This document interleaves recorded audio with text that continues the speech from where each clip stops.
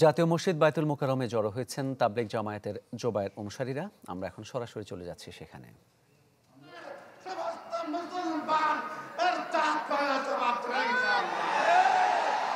সংগ্রামী বিক্ষুব্ধ জনতা এর পর্যায়ে বক্তব্য রাখবেন যাত্রাবাড়ি জুন দাওয়াত তাবলীগের দায়িত্বশীল মাওলানা দেলোয়ার হোসেন, জনাব দেলোয়ার হোসেন। আসসালামু আলাইকুম ওয়া রাহমাতুল্লাহি ওয়া বারাকাতুহু।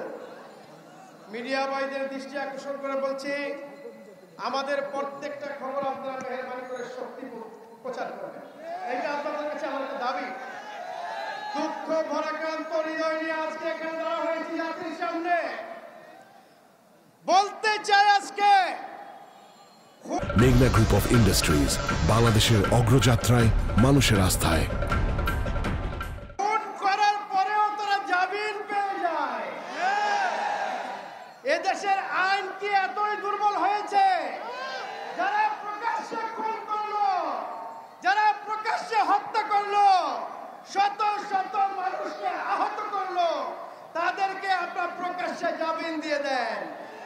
আবার মিডিয়ার সামনে কিছু ডাক্তার ভাইরা, মিডিয়ার সামনে কিছু ইঞ্জিনিয়ার, মিডিয়ার সামনে কিছু প্রফেসর ভাইরা এসে তাদের সাফাই গান।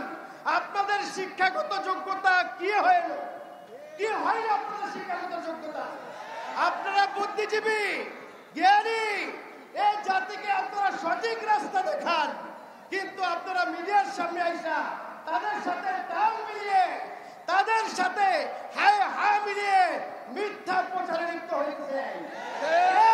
ময়দানে নয়, জমিনের বুকে আপনাদেরকে জবাব দিতে হবে।